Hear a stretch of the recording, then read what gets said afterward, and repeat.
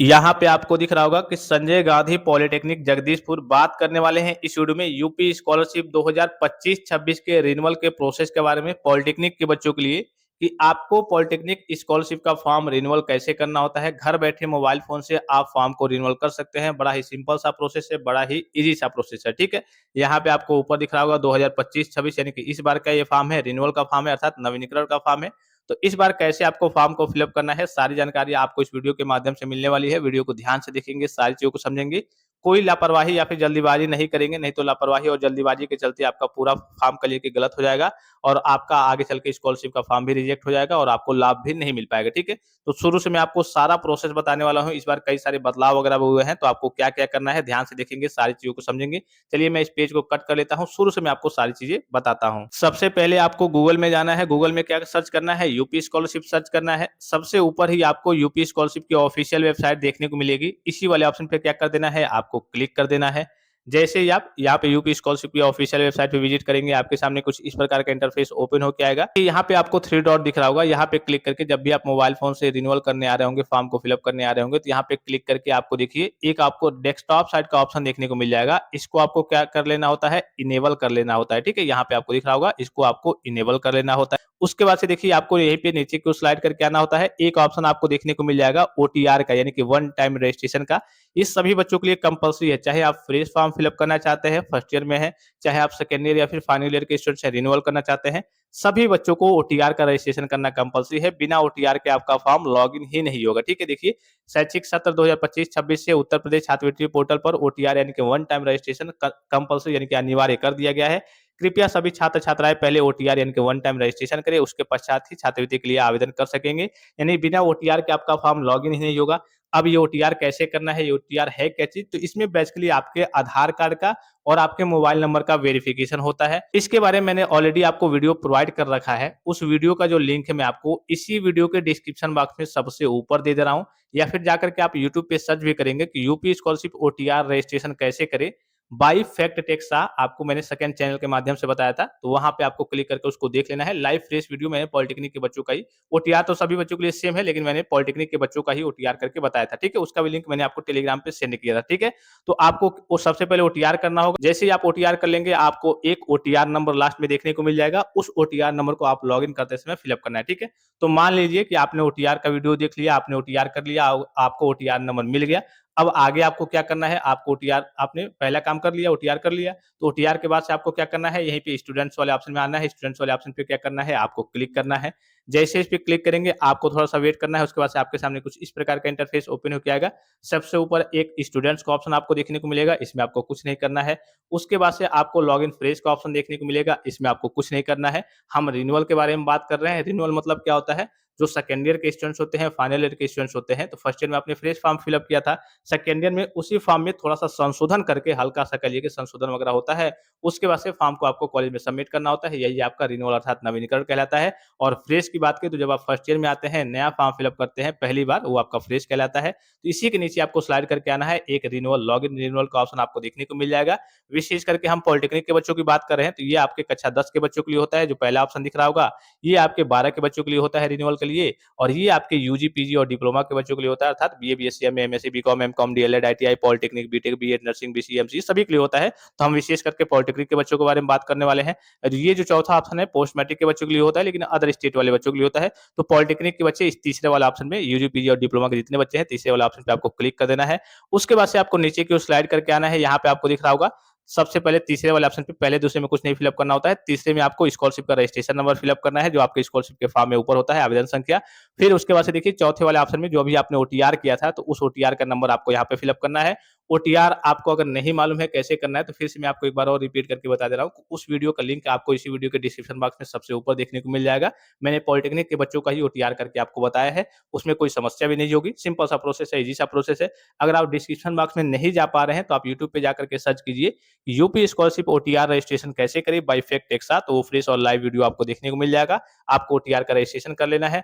उसके बाद से यहाँ पे आपको पासवर्ड फिलअप करना है, और ये जो कैप्चा दिख रहा होगा उसको आपको यहाँ पे फिलअप करना है, और उसके बाद से सबमिट वाले ऑप्शन पे क्लिक करना है। मान लीजिए कि आप पासवर्ड भूल गए हैं और ओटीआर भूल गए हैं, तो यहाँ पे क्लिक करके मान लीजिए कि आपने ओटीआर किया था, आप स्क्रीनशॉट नहीं लिए या फिर भूल गए तो यहाँ पे क्लिक करके आप ओटीआर नंबर प्राप्त कर सकते हैं। आपके रजिस्टर्ड मोबाइल नंबर पे ओटीपी आता है, सिंपल सा प्रोसेस है। और अगर आपको पासवर्ड याद नहीं है तो यहाँ पे क्लिक करके आप पासवर्ड प्राप्त कर सकते हैं। कभी-कभी पासवर्ड वगैरह नहीं बनता है, वेबसाइट के लिए कि सर्वर डाउन वगैरह रहता है और बहुत सारे बच्चों का कभी-कभी बन जाता है, कभी-कभी नहीं बनता है, तो आप कुछ दिन बाद ट्राई करते रहेंगे, आपको अपना पासवर्ड वगैरह देखने को मिल जाएगा, ठीक है? चलिए सारे डिटेल्स को फिल अप करके फिर मैं आगे की ओर प्रोसीड करके आपको यहाँ पे सबमिट पे क्लिक करके आगे की ओर प्रोसीड करके आपको दिखाता हूँ। अब देखिए फाइनली सारी चीज़ों को फिल अप किया जा चुका है, यहाँ पे सबमिट वाले ऑप्शन पे क्या करना है, आपको क्लिक करना है। जैसे ही आप क्लिक करेंगे सेम आपके सामने कुछ इस प्रकार का इंटरफेस ओपन होके आएगा, आपका फॉर्म लॉगिन हो जाएगा। यहाँ पे आपको देखने को मिल रहा होगा 2025-26 का फॉर्म है, नवीनकरण यानी कि रिन्यूअल का फॉर्म है, यहाँ पे आपको दिख रहा होगा। और आपके सारे स्टेप्स, सारे ऑप्शन जो यहाँ पे आपको दिख रहे होंगे, ये सारे ऑप्शन क्या होंगे, ऑटोमेटिकली आपके ग्रीन होंगे, ठीक है? अब यहाँ से आपको आगे क्या करना है, इस बात का आपको ध्यान रखना है थोड़ा-सा। यहाँ पे अब आपको कुछ नहीं करना है, यहाँ पे 3 पैरेलल लाइन, यहाँ पे देखिए, यहाँ पे 3 पैरेलल लाइन आपको दिख रही होंगी, समांतर लाइन दिख रही होंगी।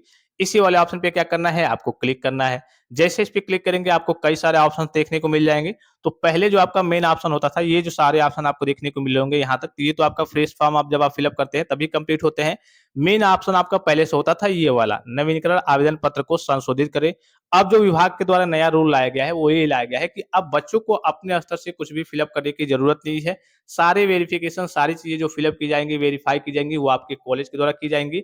आपको कोई भी ऑप्शन यहाँ पे रिन्यूअल में कोई भी ऑप्शन आपको देखने को नहीं मिलेगा, मतलब कि ओपन नहीं होगा, ठीक है? मतलब सीधे कहने का मतलब है, आपको कुछ फिल अप ही नहीं करना है। अब बच्चों के सामने समस्या क्या आती है, यहाँ पे इनकम सर्टिफिकेट को लेकर के, आय एवं जाति प्रमाणीकरण हेतु इनकम और कास्ट सर्टिफिकेट को लेकर के कि सर मेरा जो इनकम सर्टिफिकेट है वो तो एक्सपायर हो गया है। तो अगर आपका इनकम सर्टिफिकेट एक्सपायर हो गया है, जैसे मान लीजिए कि आप फर्स्ट ईयर में जब पहली बार फॉर्म को फिल अप किए थे तब आपका वैलिड था, बीच में सेकंड ईयर में या फिर फाइनल ईयर में जाकर के एक्सपायर हो गया है, तो आपको घबराने की जरूरत नहीं है, उसी इनकम सर्टिफिकेट के बेस पे आपका पैसा चला आता है। दूसरी समस्या क्या आती है, सर हमने अपने नाम का इनकम सर्टिफिकेट लगा दिया है, अपने नाम का इनकम सर्टिफिकेट लगा दिया है, जबकि आपको मालूम है कि विभाग के द्वारा कई बार ऑफिशियल नोटिफिकेशन रिलीज किया गया है कि आपको अपने नाम का इनकम सर्टिफिकेट नहीं लगाना है, आपको अपने गार्जियन अर्थात माता-पिता के नाम का इनकम सर्टिफिकेट लगाना है। अगर माता-पिता नहीं है तो आपको, अब जो भी अभिभावक होंगे, जैसे माता-पिता आपके इस दुनिया में नहीं है, तो जिस भी गार्जियन के यहाँ आप रहते होंगे, चाचा-चाची, नाना-नानी, बुआ-फूफा, दादा-दादी, उनके नाम का ही इनकम सर्टिफिकेट आपको बनवा करके आपको स्कॉलरशिप में लगाना है। अपने नाम का इनकम सर्टिफिकेट आपको वहाँ पे आपको नहीं लगाना है। अब इसके बारे में ऑफिशियल नोटिफिकेशन भी रिलीज़ किया गया है और मैं अभी आपको फाइनल प्रिंट में दिखा भी दूँगा ऑफिशियली तरीके से वहाँ पे कैसे मेंशन है, ठीक है? ये चीज़ आप समझ गए। आपको ये बदलने का ऑप्शन नहीं मिलेगा। अब क्या करेंगे, जिन्होंने अपने नाम का लगा दिया है, तो जब भी आप कॉलेज में डॉक्यूमेंट सबमिट करेंगे, तो आप वहाँ पे टीचर से बात कर लेंगे और वहाँ पे आप अपने गार्जियन के नाम का दे देंगे और वहाँ पे उनका जब पोर्टल आपका ओपन होगा, तो कॉलेज से आपका वेरीफाई हो जाएगा, ठीक है? तो अब आपको करना क्या है, कुछ नहीं इसमें करना है, आपको सबसे नीचे को इसी में स्लाइड करके आना है, ठीक है? सबसे नीचे को स्लाइड करके आएँगे तो देखिए एक ऑप्शन आपको देखने को मिलता है। यहाँ पे आप देखेंगे तो कई सारे ऑप्शन आपको देखने को मिलते हैं। जैसे पहले आपने देखा होगा जब आप फॉर्म फिल अप किए थे, फ्रेश फॉर्म आपने पहली बार फिल अप किया होगा, तो यहाँ पे इसका ऑप्शन देखने को मिला होगा कि हाँ, जाँच कर लीजिए, जाँच हेतु प्रिंट कर लीजिए। प्रिंट करके देख लीजिए कि कोई गलती तो नहीं है, गलती होगी तो उसको सुधार कर लेंगे। फिर यहाँ से आप क्या करते थे, लॉक करते थे। इस बार जैसे ही आप ओटीआर करेंगे, उसके बाद से फॉर्म को लॉगिन करेंगे, उसके बाद से कुछ नहीं करना है आपको। डायरेक्टली लास्ट वाले ऑप्शन में आना है, संस्था हेतु आवेदन प्रिंट करें, तुरंत आपको प्रिंट देखने को मिल जाएगा। उस प्रिंट को क्या करना है, आपको प्रिंट करना है और डॉक्यूमेंट्स ले जाकर के कॉलेज में बस सबमिट कर देना है और सारे वेरिफिकेशन, सारी चीज़ें जो फिल अप होंगी, वेरीफाई होंगी, वो आपके कॉलेज के द्वारा की जाएँगी, आपको कुछ नहीं करना है, ठीक है? तो इसी वाले ऑप्शन पे संस्था हेतु आवेदन प्रिंट करें, इसी वाले ऑप्शन पे आपको क्लिक कर देना होता है।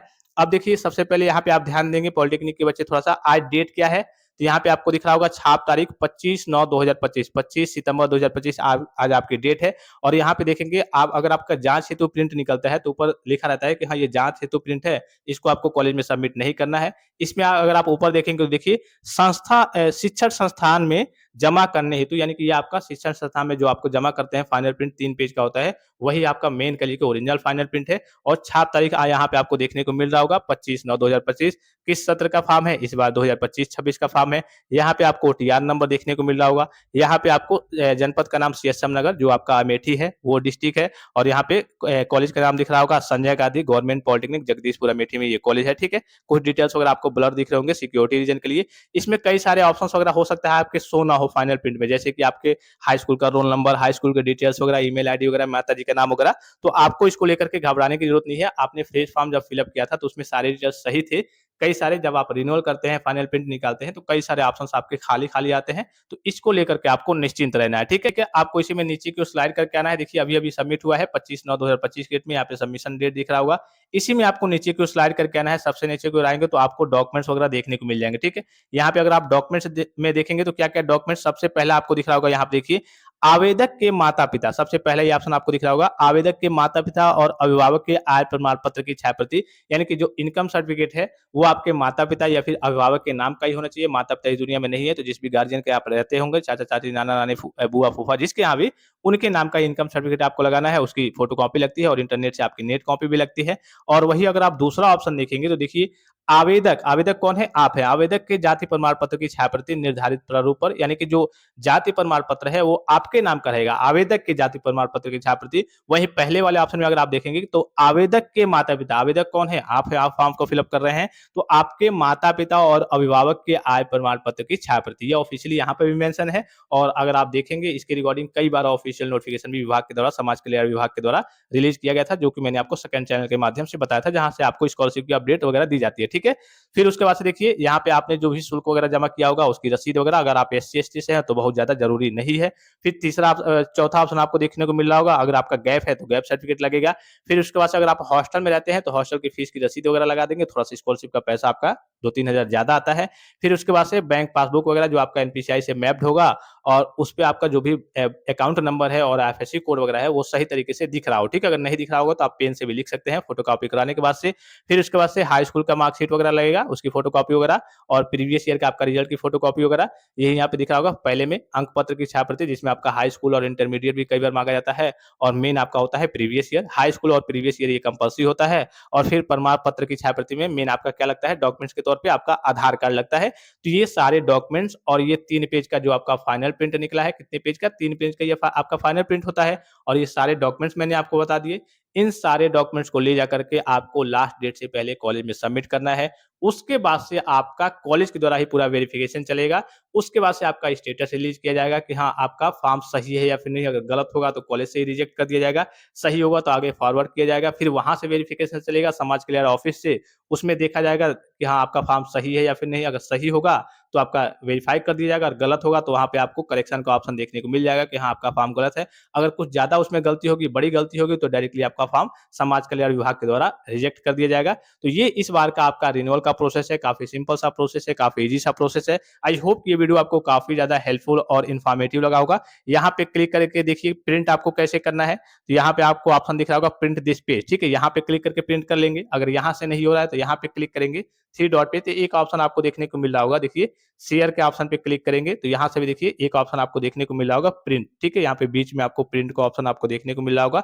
यहाँ पे क्लिक करके आपको क्या कर लेना है, प्रिंट कर लेना है। कभी-कभी वहाँ से प्रिंट नहीं होता है, तो मैंने आपको दोनों ऑप्शन बता दिए हैं। यहाँ से तो कन्फर्म है कि यहाँ से आपका हो जाएगा, यहाँ से कोई समस्या नहीं आएगी, ठीक है? अब वहाँ पे भी मैं आपको क्लिक करके दिखा रहा हूँ कि वहाँ से आपका हो रहा है कि नहीं, ठीक है? यहाँ से आपका हो गया, कर लिया मैंने। फिर यहाँ पे आपको प्रिंट दिस पेज वाले ऑप्शन पे क्लिक करना है, देखिए यहाँ से भी आपका प्रिंट देखने को मिल जा रहा है। कभी-कभी यहाँ से आपका नहीं हो पाता है, इसलिए मैंने आपको दोनों ऑप्शन बता दिए कि आपको कैसे-कैसे प्रिंट करना है, ठीक है? तो इस तरीके से आप फॉर्म को प्रिंट कर सकते हैं, और आप यहाँ पे लाइव तरीके से देख सकते हैं कि आज का अभी-अभी का ये फॉर्म है, रिन्यूअल का फॉर्म है, नवीनीकरण का फॉर्म है, सत्र आपको दिख ही रहा होगा 2025-26, और तुरंत आपको फाइनल प्रिंट भी देखने को मिल गया। तो इस तरीके से इस बार आपको अपने फॉर्म का रिन्यूअल करना है। आई होप कि ये वीडियो आपको काफ़ी ज़्यादा हेल्पफुल और इन्फॉर्मेटिव लगा होगा। वीडियो को एक लाइक ज़रूर कर देंगे, और जो भी स्टूडेंट चैनल पे पहली बार विजिट किए हैं, चैनल को सब्सक्राइब ज़रूर कर लेंगे B2B अर्थात पॉलिटेक्निक के अपडेट्स के लिए। फिलहाल इस वीडियो में इतना ही, इजाज़त दीजिए। धन्यवाद, थैंक्स फॉर वॉचिंग, मिलते हैं नेक्स्ट वीडियो में।